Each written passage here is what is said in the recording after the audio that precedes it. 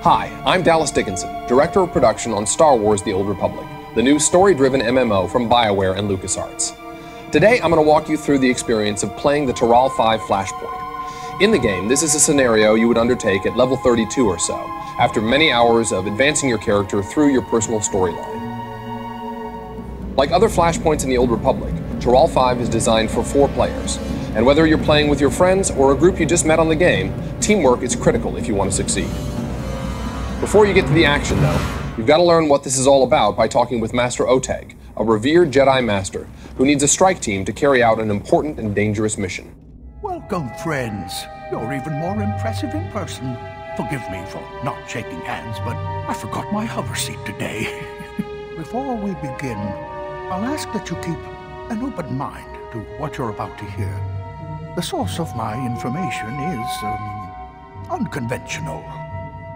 You should see the sources I usually rely on. They redefine disreputable. Despite its unusual nature, my source is of the highest integrity. I will share with all of you. The conversation with Master Oteg is a multiplayer conversation.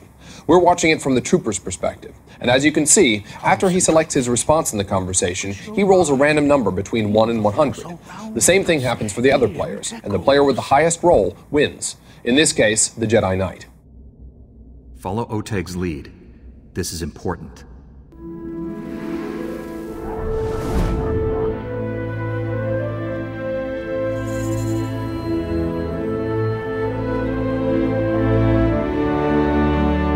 It seems that Master Oteg has somehow enabled the entire group, even the non-Force users, to speak with a Force ghost. She is here, a Jedi without physical form.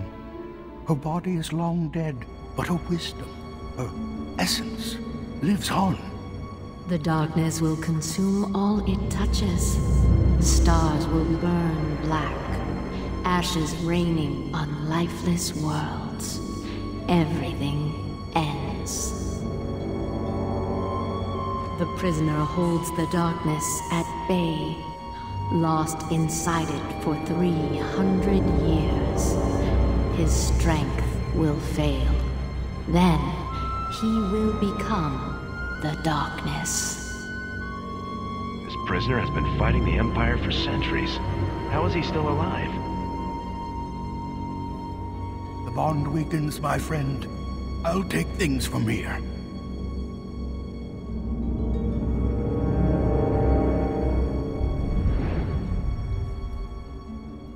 She's told me many things. Revealed the existence of an Imperial prison in the constantly shifting Maelstrom Nebula, and a way to get there. The only way to navigate the Maelstrom is using a Gree computer hidden at an Imperial fortress. We need that computer to free the Jedi prisoner. That's what I do best. The fortress we're invading is on the planet Taral 5, enemy territory, protected by Imperial warships. Too many to fight. But we have a captured Imperial shuttle that can sneak past the sentries. It's waiting for you in the hangar. You can fill me in on the rest while we travel. There's no time to waste. Our fleet will hide at the system's edge so I can monitor your mission and guide you. If something goes wrong, we'll come running. Go to the shuttle, my friends. May the Force be with you.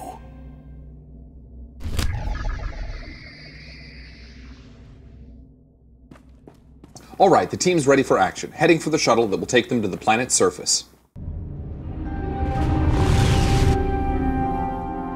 The shuttle sequence is one of our cinematic cutscenes. You're going to see we have cutscenes for departing from and arriving to most, if not all, of the planets in the game.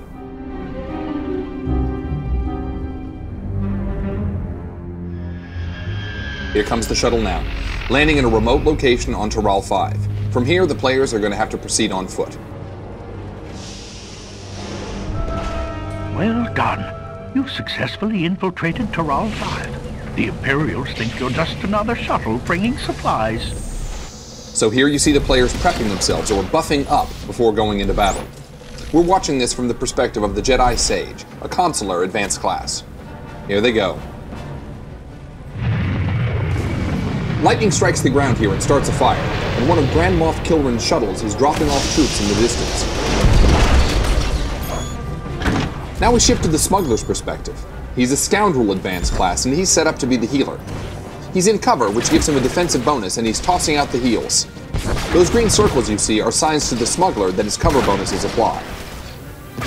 You can see the trooper got the skin player's attention. The knight is distracting the lesser jungle beast, and the team's tactics are perfect here. So we're watching from the Jedi Knight's perspective now. He's a guardian with a single saber, but he is a major damage dealer in this group. Whoa, check that out! The shuttle got hit by lightning, then veered off, hit the watchtower, and brought the tower down. That blue square on the knight is actually one of the enemies targeting him. You see the smuggler's healing probe coming in to give the knight a slow-release med pack. Okay, so back to the perspective of our trooper. He's a vanguard, which means he gets access to the heaviest armors in the game, and a reactive shield that increases his threat towards enemies.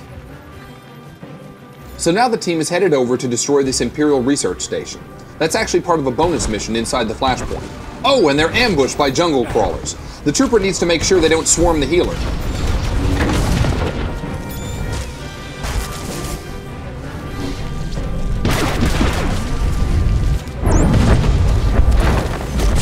Oh, and the knight detonates the research terminal. This explosion finished off the jungle crawlers, essentially giving the team some free experience. Nicely done. Alright, the team's back on the path now. We're still in the Jedi Sage's perspective. Up here, Imperial soldiers are battling a Jagoran river lurker. The river lurker is the real danger here, so the Sage targets him and lets loose some of her telekinetic abilities. Oops, now she's got his attention, and he's coming after her. Those robes aren't exactly heavy armor, so this could get ugly. We change perspective over to the Jedi Knight, who's taking down the last of the Imperials here, a commando. The Knight's now with everyone else on the river lurker. He powers up and lands a hit hard enough to get the beast's attention. And the river lurker is down.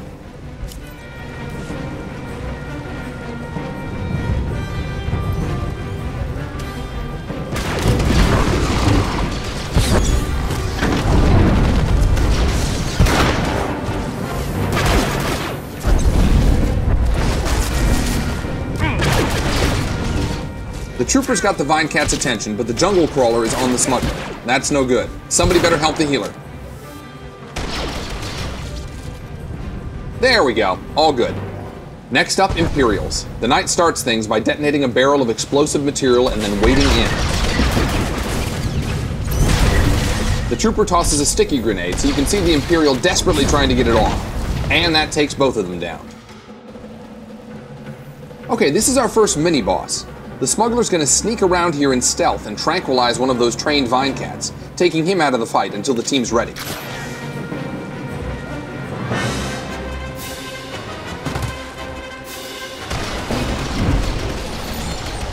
The Jedi Sage is setting up a stasis field around the left Vine Cat, so everyone can concentrate on that mini-boss. Now it looks like the trooper tossed a sticky grenade onto the handler. This move packs a punch, but it's also damaged that first Vine Cat, breaking him out of his stun. Everyone's focusing their fire on the handler, and the trooper's doing a good job of holding the enemy's attention.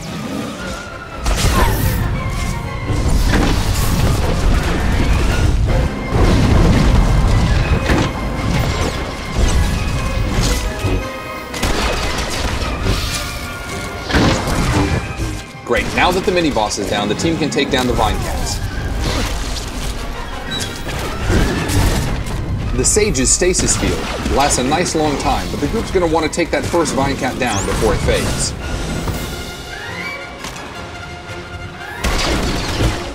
Just one Vine Cat left now. All four players are using their strongest attacks now to bring him down quickly.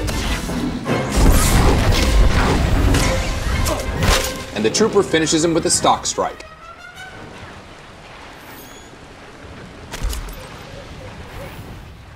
Since these enemies were a little tougher, they dropped a commendation, which can be traded for some strong equipment after the mission.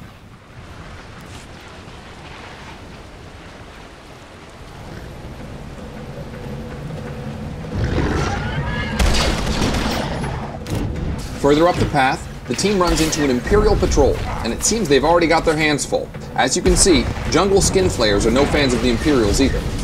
You can sit back and enjoy the show, but if you want the maximum amount of experience, you can rush in and take them all down.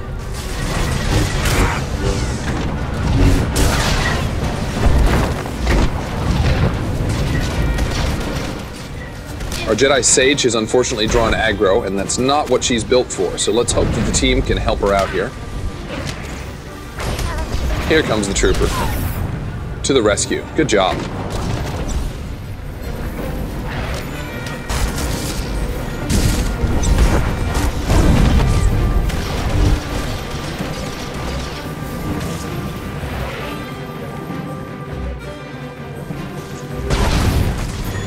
So that was a destructible barrel. That one was explosive, but you'll find they can inflict a variety of different effects on your enemy.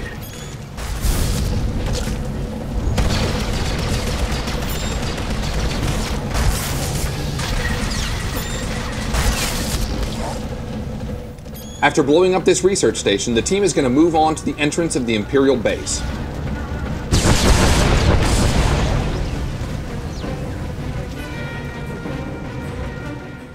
That's an elite droid there in the middle, and he's got 2 troopers backing him up.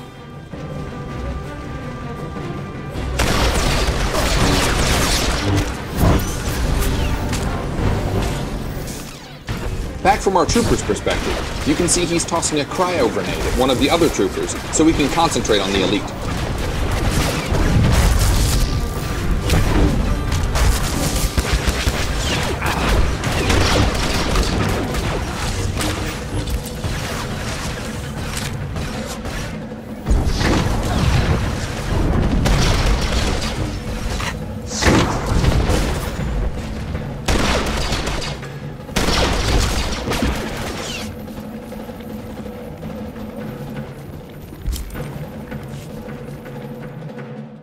So here's our first big boss fight. You see Captain Shivanek up there on the deck. But as they attack, he's released his pet, Ripper. Ripper's a little tougher than Captain Shivanek, so luckily the team knew this in advance because they're clever and have probably died several times trying to do this flashpoint. So you can see the Jedi Knight in the background is trying to take care of Captain Shivanek. The Jedi Sage is there with him. The Trooper is taking aggro from Ripper. And he's partnered pretty much with our smuggler. The smuggler is going to keep him alive as long as he possibly can. And hopefully our 2 Jedi are going to take care of Captain Shivanek and be able to help out. The smuggler is also responsible for keeping the Jedi alive, so we've got to do a little bit of multitasking here. As you can see, Ripper could take that trooper down very quickly without some help.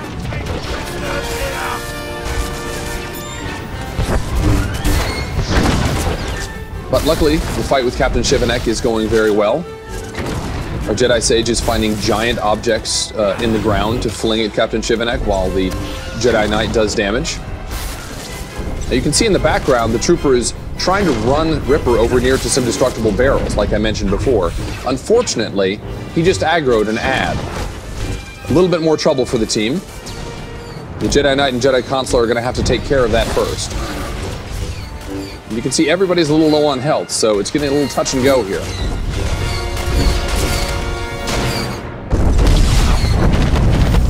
But luckily they were paying attention. They've taken care of the ad rather quickly. Well done. And now everyone can concentrate on Ripper.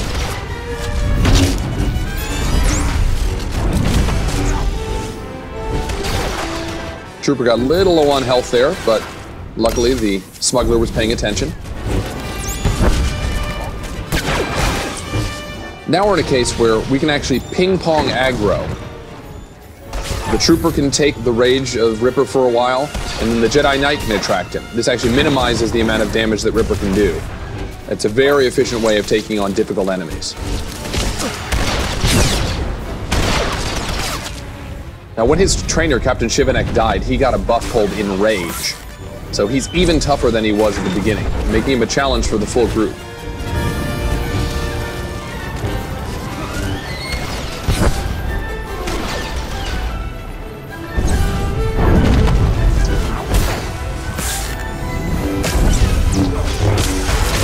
But as you can see, our crack team is up to the challenge.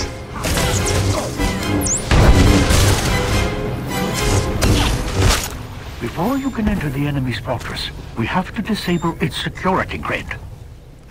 Against all odds, the team pulled it off. They defeated Captain Shivanek and Ripper.